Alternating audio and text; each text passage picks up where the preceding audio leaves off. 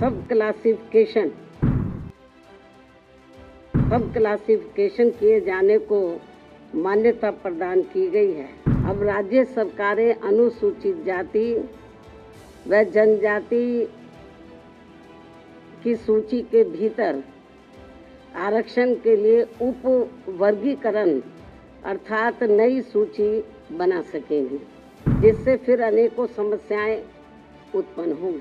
5 न्यायाधीशों की संवैधानिक पीठ द्वारा ईवी चिनैया बनाम आंध्र प्रदेश राज्य में दिया गया था, तो उसको पलट दिया है। देश की सर्वोच्च अदालत यानी सुप्रीम कोर्ट के SC/ST आरक्षण में बदलाव के फैसले पर दलित नेताओं में उबाल देखा जा रहा है। यहां तक कि सरकार की सहयोगी पार्टियां भी इस मुद्दे पर एकमत नहीं है। दलित नेताओं का कहना है कि सरकार को इस मुद्दे पर ध्यान देना चाहिए और SC के फैसले को पलटना चाहिए। बता दें कि इसके विरोध को लेकर 21 अगस्त को दलितों ने भारत बंद का ऐलान कर दिया है, जिसे कई प्रमुख दलित संगठनों के साथ ही BSP जैसी बड़ी पार्टी का भी सहयोग मिल चुका है। दरअसल SC/ST आरक्षण को लेकर पिछले सप्ताह सुप्रीम कोर्ट ने आरक्षण में उप कोटा को तय करने की मंजूरी दे दी थी, जिसके बाद से राज्यों के पास ये शक्तियां बन जाती हैं कि वो अपने राज्य में उप कोटा बना सकते हैं और निचले तबके के SC/ST के लोगों को इसका फायदा दे सके। जहां कोर्ट ने कहा कि अगर राज्य सरकारों को लगता है कि SC और ST वर्ग में कोई जाति ज्यादा पिछड़ी है तो उसके लिए उप कोटा तय किया जा सकता है। यानी राज्य सरकारें चाहें तो दलित में जो क्रीमी लेयर बनता है, जो लोग अब ऊपर उठ चुके हैं, जिन्हें नौकरियां मिल चुकी हैं, उनको बायकॉट कर दिया जा सकता है। दलित संगठनों के द्वारा सुप्रीम कोर्ट का जबरदस्त विरोध किया जा रहा है। इसी कारण तो कई दलित संगठनों ने 21 अगस्त को भारत बंद का आह्वान तक कर दिया है। यही अब अगर बात करें इस मामले में बसपा सुप्रीमो मायावती की, तो उन्होंने भी सुप्रीम कोर्ट के फैसले को विरोध जताया इस फैसले पर और कहा कि आरक्षण खत्म करने की ये साजिश है। इससे सरकारें अपनी मर्जी से किसी भी जाति को कोटा दे सकेंगी और उनके राजनीतिक हित पूरे हो जाएंगे। ऐसा फैसला ठीक नहीं है। 7 न्यायाधीशों की संवैधानिक पीठ द्वारा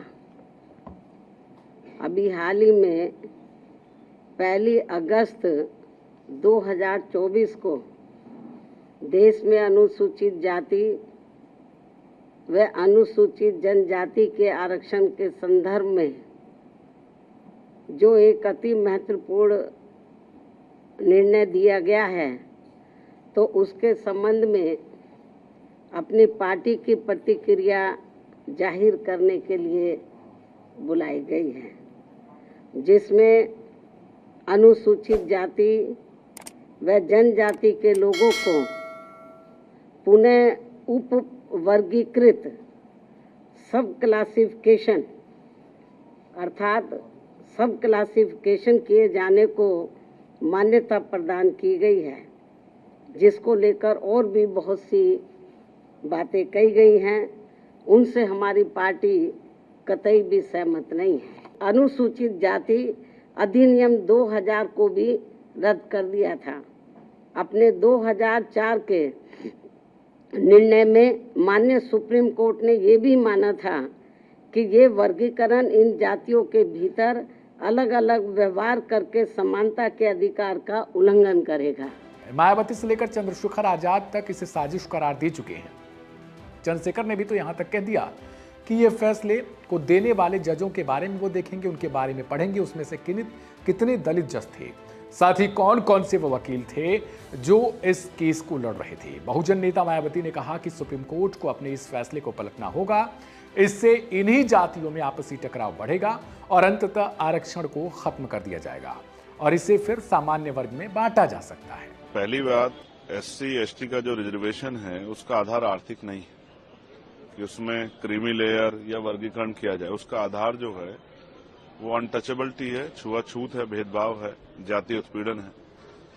तो सर्वोच्च न्यायालय को हमारी फिक्र, ये बहुत अच्छी बात है, लेकिन सर्वोच्च न्यायालय को सबसे पहले उनके ऑर्डर के अकॉर्डिंग जातिगत जनगणना करानी पड़ेगी, फिर उसके आंकड़े जुटाने पड़ेंगे, उसके आर्थिक आंकड़े भी जो है जारी करने पड़ेंगे, तभी वो इस सब चीजों कर सकती है। तो उनको करना पहले चाहिए, अगर वो दलित वर्गों के इतनी हितैषी हैं तो उनको सब सारा बैकलॉग भरवाना चाहिए और जातिगत जनगणना के ऑर्डर सरकार को देने चाहिए। अगर SC ST एकजुट रहेगा तभी अपनी लड़ाई लड़ पाएगा।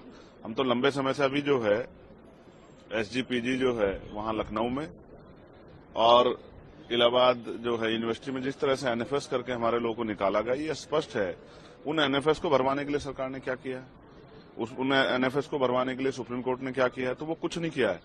हाँ, हमेशा कोशिश ये की गई है कि इनके जो लड़ने वाले लोग हैं उनकी ताकत कम किया जाए। अब SC ST बटने वाले नहीं, आप ही देख लो इस फैसले का कितना समर्थन कितना विरोध हो रहा है, तमाम लोगों में इसका विरोध है। तो हम स्पष्ट हैं कि हम अपने लोगों को बटने देंगे और हमें अपने लोगों की चिंता है।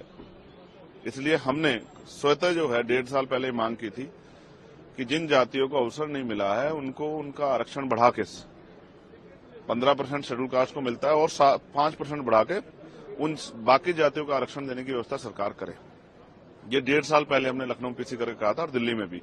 और जो OBC की भी ऐसी जाति है उनको भी जो है 15% अलग से रिजर्वेशन देने का काम जो है 27% से अतिरिक्त सरकार करे, लेकिन कहाँ सुना, सुप्रीम कोर्ट ने भी नहीं सुना। तो जब आप EWS 10% दे सकते हो तो आप जो है 5% शेड्यूल कास्ट के लोगों को बढ़ा क्यों दे सकते? तो मेरा मत तो ये है कि 100% रिजर्वेशन 2% सरकारी नौकरियों में कर देते हैं, 98% प्राइवेट सेक्टर है।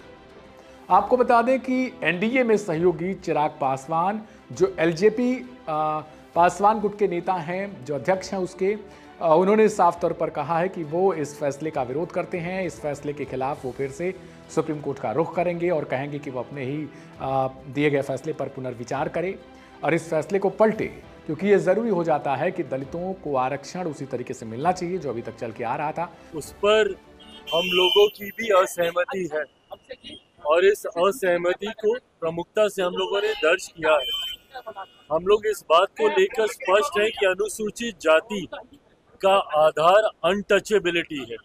इसका कोई शैक्षणिक आधार नहीं है, इसका कोई आर्थिक आधार नहीं है। ये जो भेदभाव जिसकी वजह से ऐसी कास्ट को संविधान में शेड्यूल किया गया और जो शेड्यूल कास्ट कहलाई, इनका आधार हमेशा से छुआछूत रहा है, अनटचेबिलिटी रहा है। ऐसे में इसमें क्रीमी लेयर का प्रावधान हो ही नहीं सकता।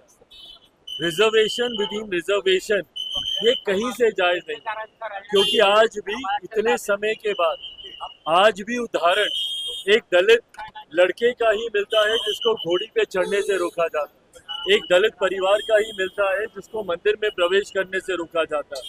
कई ऐसे बड़े नाम भी हैं, मैं नाम नहीं लूंगा, बट कई ऐसे नाम हैं जो बड़े पदों पर है, पर अगर वो मंदिर जाते हैं तो उसके बाद मंदिर को गंगा जल से धुलवाया जाता है।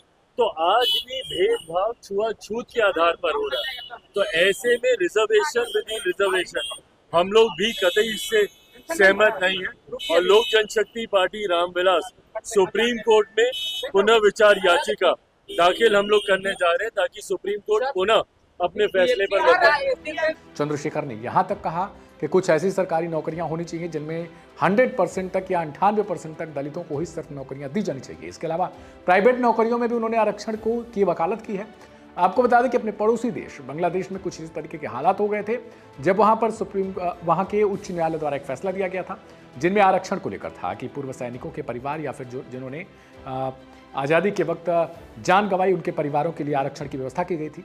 इसी आरक्षण के खिलाफ छात्र और जो गुट हैं उनके वो मैदान में उतरे और जाहिर सी बात है कुछ राष्ट्र विरोधी ताकतों ने इसका फायदा उठाया और अंततः बांग्लादेश में तख्तापलट हो गया।